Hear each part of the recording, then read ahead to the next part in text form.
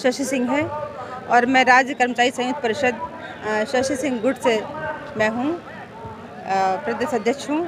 लेकिन यहाँ पर जो हम लोग पुरानी पेंशन के समर्थन में और आउटसोर्सिंग ठेका संविदा हटाने के लिए और जो निजीकरण जो नई समस्या बन करके उपजा है, निजीकरण के कारण ये हो रहा है कि नौकरियाँ रहेंगी नहीं तो हम लोग कर्मचारी कैसे रहेंगे और पेंशन का सवाल ही नहीं उठता।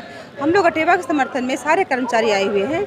यहाँ कोई परिषद नहीं है, कोई संघ नहीं है, सारे कर्मचारी एक हैं और अटेवा के समर्थन में हैं। जब तक हमारी मांगें पूरी नहीं हो जाती हम लोग डटे हुए हैं और मांगें पूरी हों इसके लिए पूरा प्रयास करेंगे। हम एक हैं।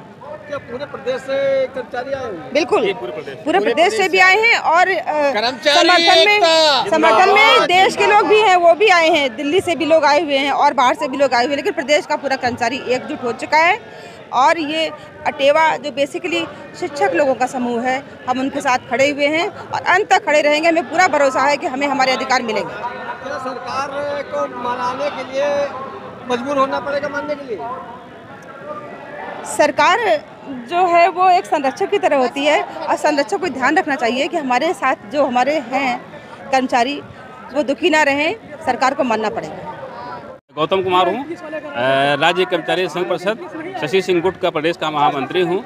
आज हम लोग यहाँ पे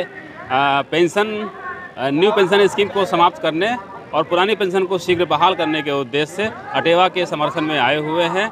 हम चाहते हैं कि ये जो पेंशन समाप्त कर दी गई है ये हम कर्मचारियों के साथ बहुत ही अन्यायपूर्ण हुआ है, इसे शीघ्र समाप्त किया जाए और तुरंत पेंशन बहाल कर दिया जाए। इसके साथ ही प्रदेश के समस्त लगभग सभी विभागों में कर्मचारियों की भर्ती पर भी रोक लगा दी गई है या संविदा भी भर्ती की जा रही है, ये भी उचित नहीं है। संपूर्ण वेतनमान पे उनको पुनः से वैकेंसी निकाली जाए और उनका भर्ती किया जाए, यही हम लोगों की मांग है। विधायक और सांसदों को जो 5 साल के लिए रहते हैं उनको पेंशन दी जा रही है, आप लोगों को क्यों नहीं?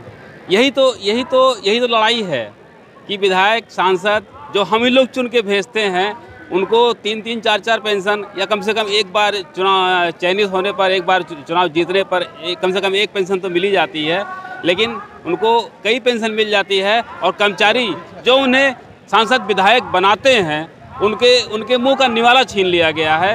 ये इसीलिए हम लोग बिल्कुल आज इस पेंशन संक्रांत रैली में हिस्सा ले रहे हैं। एक कर्मचारी चुनाव नजदीक आया, क्या करेंगे?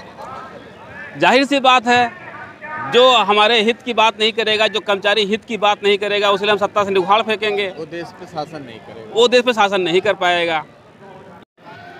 सबसे पहले मैं बीसीसी न्यूज़ को आपके धन्यवाद दूंगा, आपके चैनल को, कि आपके चैनल जो है इतना अग्रेसिव है कि इस अटेवा में इतना बड़ा जो सम्मेलन है इसको आज कवर करने के लिए आया हुआ और आप हमें टाइम दे रहे हैं। मैं मनोज निषाद राज्य कर्मचारी संयुक्त परिषद का उपाध्यक्ष हूँ। हमारा राज्य कर्मचारी संयुक्त परिषद शशि सिंह गुट पूरी तरीके से अटेवा के साथ है। पुरानी पेंशन बहाल हो, निजी क्षेत्र में जो ये नौकरियां और ये आउटसोर्सिंग से हो उसका बंद हो। हम ये पूछना चाहते हैं, जैसे अभी 3 किसानों के जो कानून इन्होंने बनाए थे ये बहुत ख़राब थे तो आपने लागू क्यों किया, और बहुत अच्छे थे तो आपने कैंसिल क्यों किया? 2 मापदंड क्यों? विधायकों को, सांसदों को आप पुरानी पेंशन दे रहे हैं और हमसे कह रहे हैं हमारी ये तो पुरानी जो नई पेंशन है बहुत अच्छी है, तो फिर उनको क्यों नहीं दे रहे? हमें ही क्यों दे रहे? ये 2 जो पैरामीटर हैं ये बंद होने चाहिए। पिछले घोषणा पत्र में सरकार ने कहा था कि हम पुरानी पेंशन बहाल करेंगे जी। अब इस तक सरकार ने क्यों बहाल नहीं किया? इस पे क्या है? नहीं, उनकी मंशा ही नहीं है, उनकी नेक नीति पे डाउट है। वो उनका एक राजनीतिक जो है ये वो था, एक चाल थी और इनको करना ही पड़ेगा।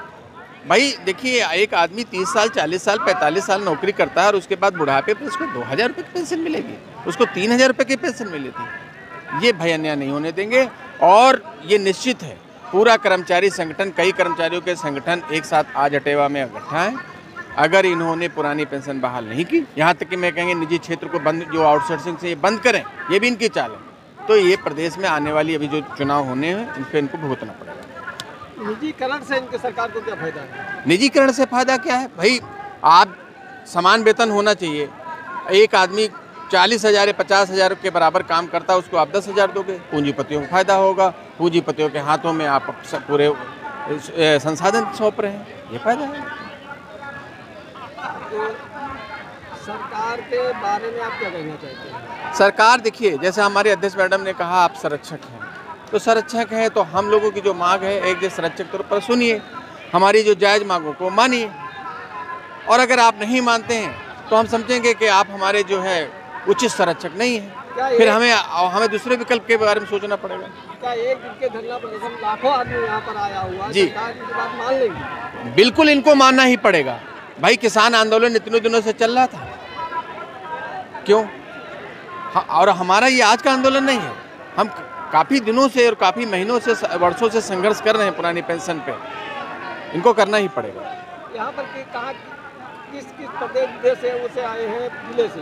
कई कर्मचारी संगठन यहाँ पर हैं, आंध्रा से लोग आए हैं, एमपी से लोग आए हैं, केरला से लोग आए हैं, कई प्रदेशों से लोग आए हैं, कई कर्मचारी संगठनों से लोग आए हैं और कई यूनियन से लोग आए हैं।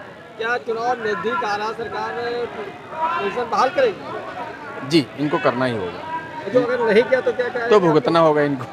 और देखिए यही जोश और उमंग है जो हम लोगों को ताकत देता है, हम लोगों को सरकार से